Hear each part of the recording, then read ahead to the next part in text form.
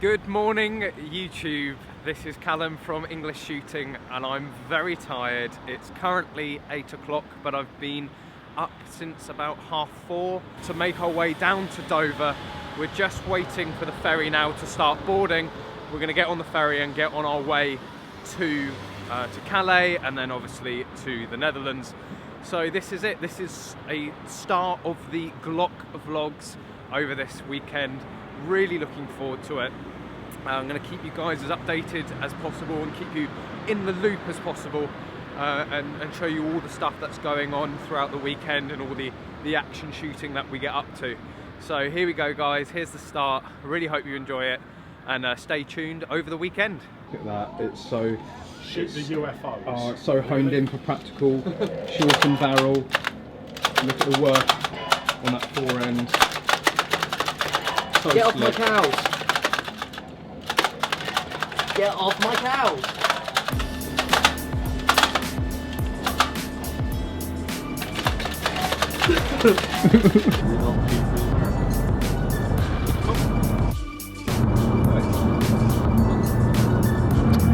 Probably go Barco.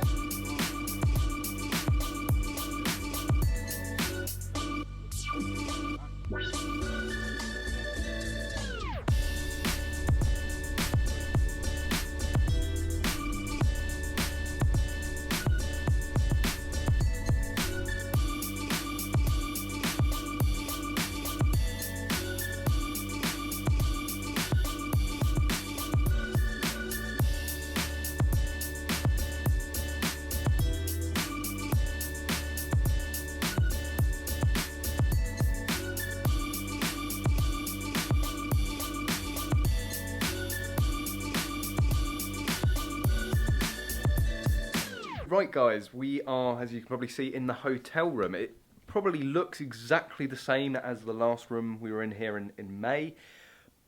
It's the same layout, not the same room, on the same floor.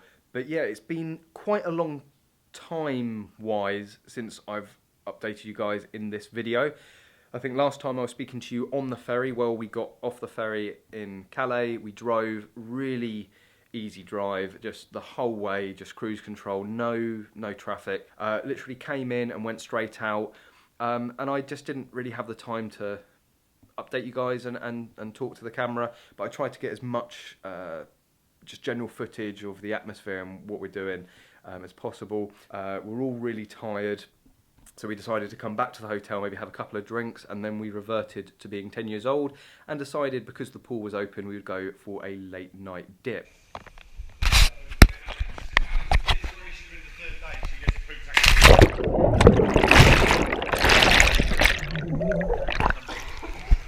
There's always one, isn't there?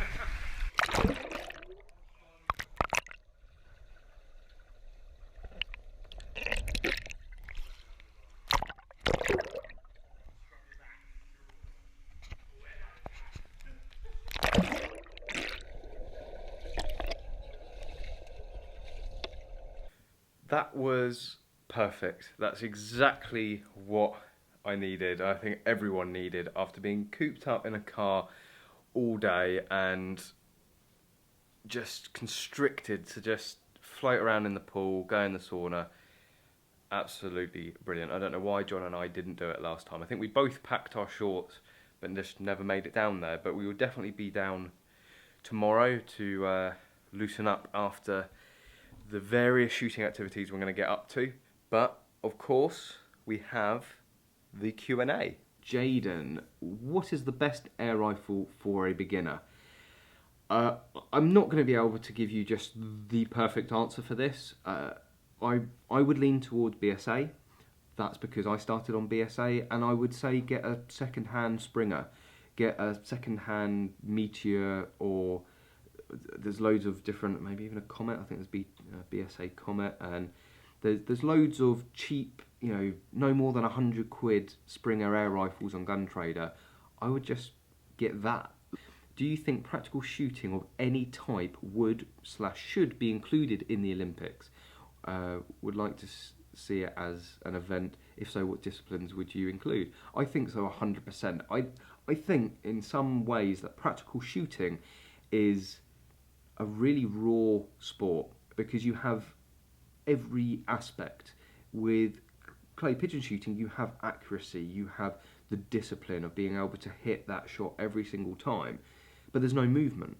And then actually a lot of the main summer games, I don't think there's any movement in any of the shooting events. So yeah, it's all about the accuracy. So yes, it's the pinnacle of accuracy. If you win the Olympics, there is nobody more accurate than you. But the reason I like practical is it combines the mental aspect. Because when you're shooting 25 metres at a target you've spent the last 4 years looking at, you know how you're going to shoot it.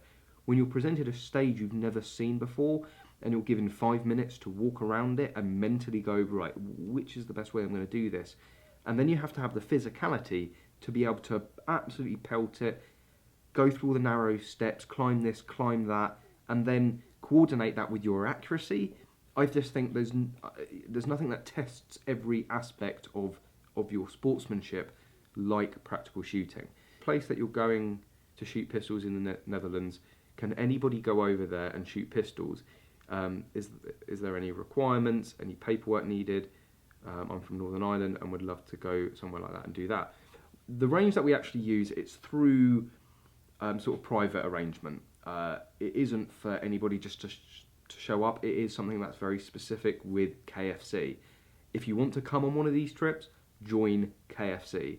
It's 40 quid for a year membership, and it's a Home Office approved club. They do awesome shoots. You've seen the shoots that I've been on, and including this one.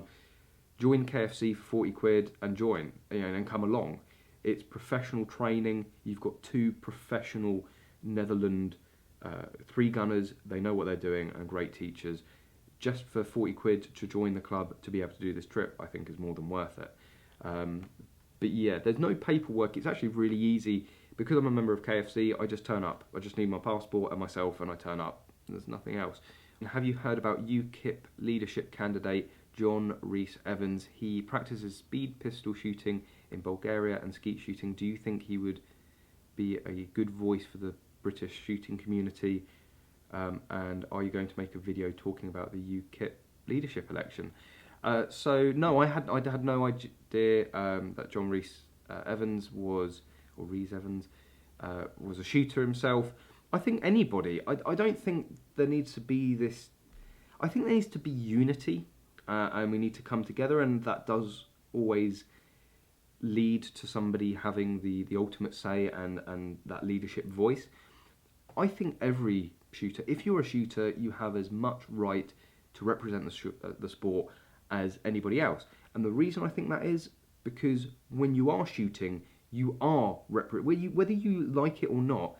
If you are a shooter, you are representing the sport, and with that responsibility, that should give you a voice to be able to represent the sport with. But having someone like that in the power, in the position that he's in, I think it would be almost like silly of him not to help the sport. I would expect him to have some sort of voice. Do you think there is a realistic chance of firearm laws relaxing in the UK within the next 10 years? Pistols, non-semi, 2.2 automatic rifles. Thanks, and have a great trip. Well, thank you very much. I hope I do have a great trip as well. Yes, I do think, I don't like the word relaxing. I know exactly what you mean, but I don't like the word relaxing. It was used a lot with the BBC Two interview that I did, that I want the laws relaxed. No, I just want them modified. I don't see them as being relaxed, because relaxing is around who can own a gun and how easy it is for people to get a gun. And I certainly don't want that relaxed. I love the licensing system. I love almost how difficult it can be to get a gun in the UK. That keeps everyone safe. That makes sure that, I know when I'm on a range and someone's got their FAC and they've got their gun, I know I can shoot next to them all day long and they're not going to be a problem.